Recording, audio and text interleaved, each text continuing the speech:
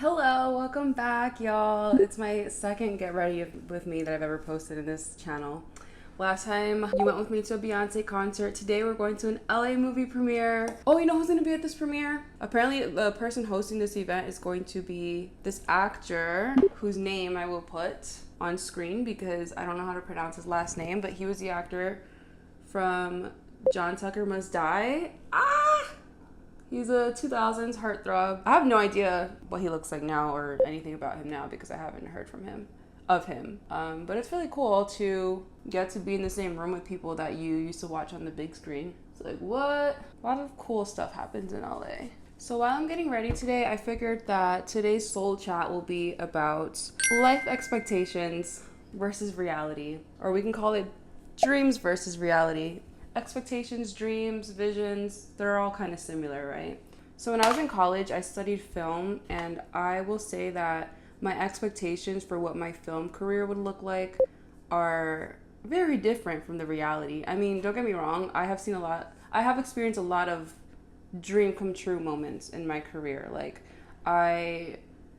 not to start bragging, but I went to Cannes Film Festival with one of my shorts. I got to experience that festival, which is one of the top festivals in the world. I got the whole experience of being able to screen my films in front of audiences and have them love it and get that, I don't know, that reception that all artists want to have when we create something, at least something that's meant to be seen. Because sometimes I make stuff that's just for my eyes only, but when I make stuff for people that I want people to enjoy, the best feeling is when they actually do. Yeah, so when I was in school, I was doing film festivals with my work, and I was on set for shows that I watched. Like, I remember working on Orange is the New Black. All that to say, like, there are a lot of things that I did get to experience, and so I don't want to... Oh, this lighting is better. Dang, I just have to open my window. I don't want to sound at all for even a second like I'm not grateful for those moments. But then there's a lot of things that like I thought would have happened by now for me and didn't. And maybe they never will. And as a 30-year-old teenager, I'm learning that acceptance is okay. It's okay that some things might not happen because my happiness doesn't revolve around accomplishments. But I don't know, there's some things I would like to experience just for fun. For the fun of it. So yeah, all that to say, like, when I was younger, I thought things would kind of just fall into place for me, and I did the things that I was supposed to do, like, and things just didn't fall into place the way I thought they would. And I know a lot of people who are my age and on a similar boat, whether they're in a creative industry or not. Kind of like, I think a lot of people, when you get to like your late 20s or your 30s, you start to feel like either you're falling behind, or some people completely course correct. Like, some people, they want something and then they get to this age and they realize maybe it's not what they wanted. And I gotta give it to them because I cling on to my dreams for sure. Like, there have been times where I'm like, maybe I should pivot and not do film at all just to see who I am without it. But I just love cinema. I just love movies and entertainment and television and stories. I just love it so much. And when I watch films, I feel that inner soul calling, like, this is what I want to be a part of in this world. Like, I don't want to be a doctor. I don't want to be a lawyer.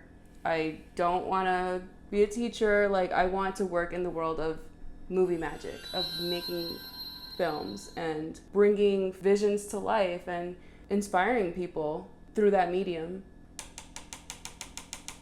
But if I one day decided that that's not what I want to do anymore, I don't see that as a failure. Like, even though I spent like over a decade working my way up with ups and downs and like trying to reach new heights and not really seeing them for years, all that time, no matter if I decide to continue following my dreams or not, I don't see that time as time wasted because I enjoyed it. I had fun. I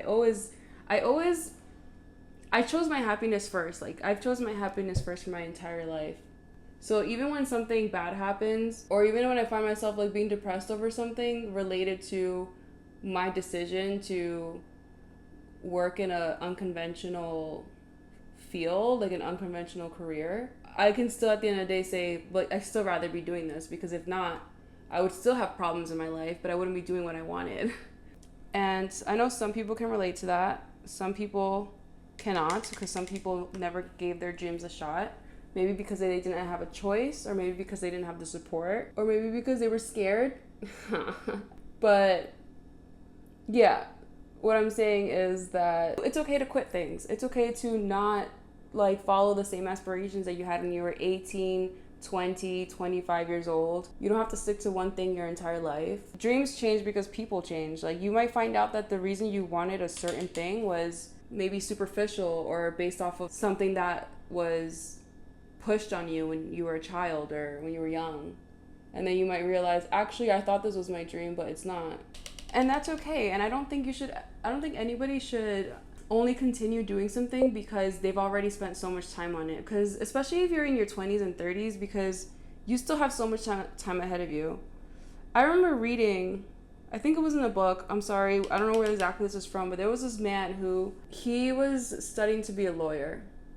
And he realized while he was in law school that he was having doubts about it and he didn't think it was for him. And he confronted someone he trusted about this, about his doubts about law school.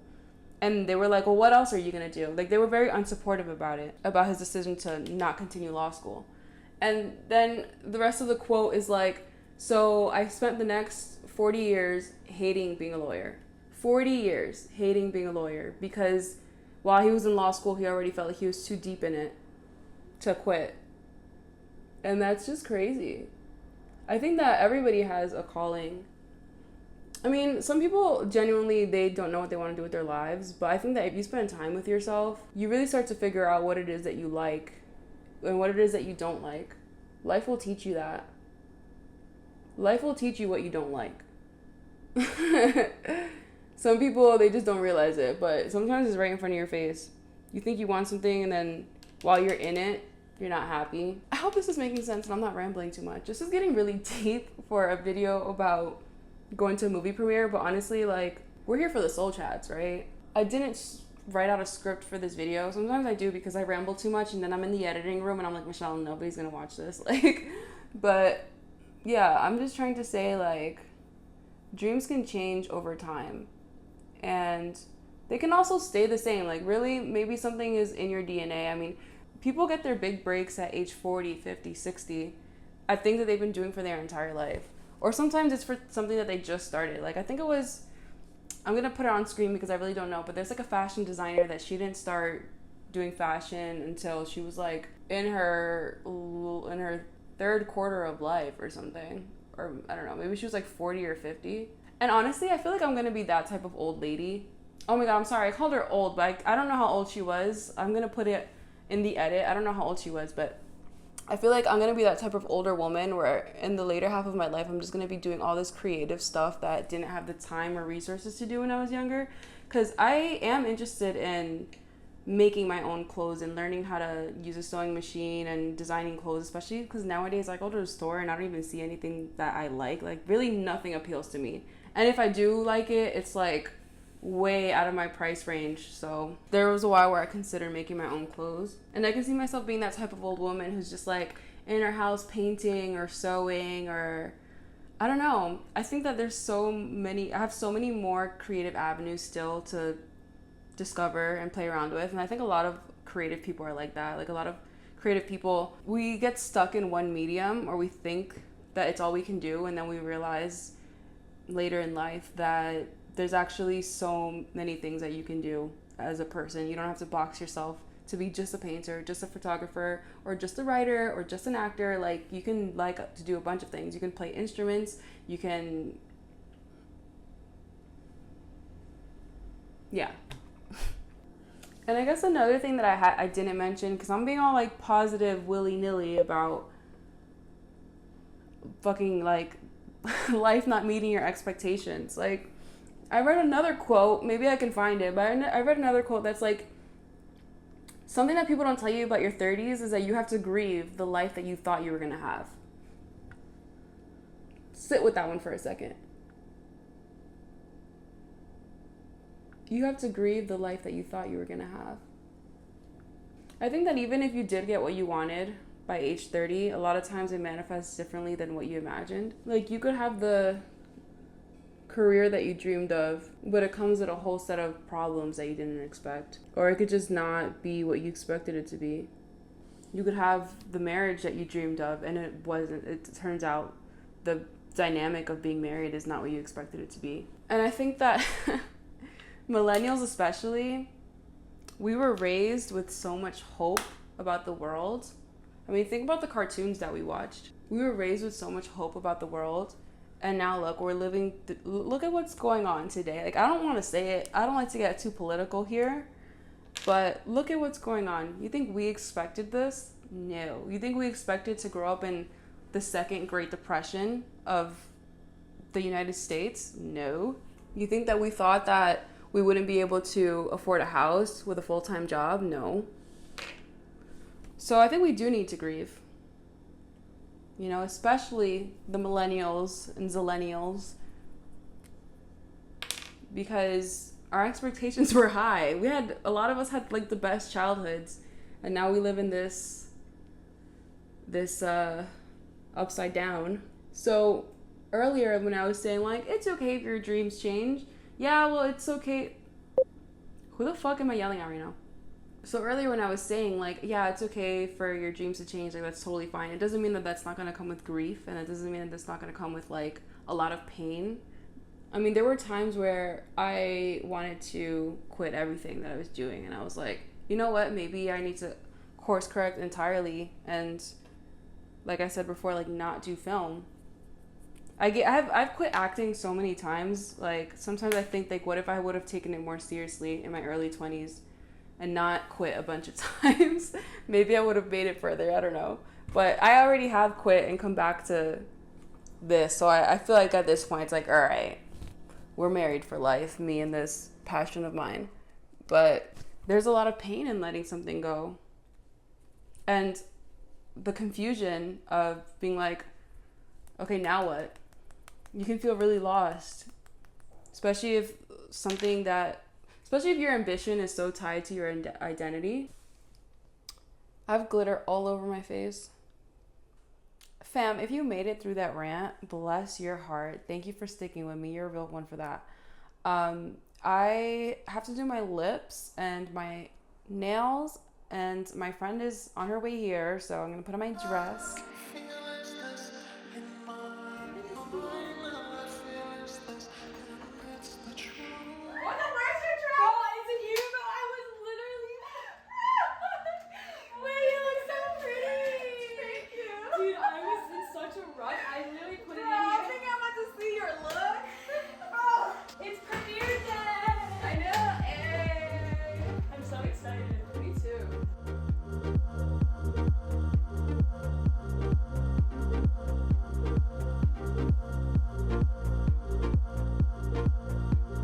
Cheers to a great night.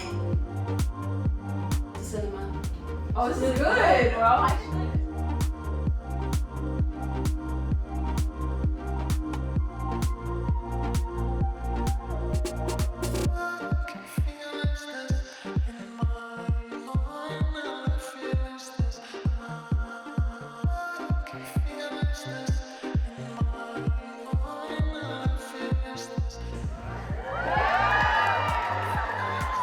And I know a thing or two about the people. I'm Jesse Metcalfe. You may remember me from Mr. Housewives. Never Must Die. Or every third woman's college dorm room wall back in the early 2000s. We saw Jesse. He was very handsome still. Sweet. Amanda asked him for a picture, but he was like, girl, I ain't got time for that. No, he didn't say it like that. He was just like busy, but we were just like, okay, see ya. And he was sweet and down to earth. He was only there to introduce the movie, and then he left. I'm pretty sure they paid him a good amount of money for that. I didn't want to say anything about the movie if I didn't love it, because that's just mean. It was a cute movie for sure. I loved the lead actress. I thought she was adorable. I'm definitely not the target audience for this film. I feel like it's definitely made for like teenage girls, and it's meant to be, you know, a romantic fantasy for teenagers. But I thought the design of the event was great. They were very on theme with the movie. They basically recreated the film set for the party, which is really cool. I hope you took something away from this video. I know I had went on a whole rant when I was doing my makeup about like dreams and expectations and ambitions and goals and all this. If you thought what I had to say was interesting, my channel is all about soul chats and adventures. So sometimes I'm doing both, sometimes it's one or the other. I just like to have conversations about life and the things I've learned throughout my 20s and now 30. And also document the cool experiences that I have. And this was a cool one. So thanks for watching. All right, the movie's over. Show's over. Thank you guys.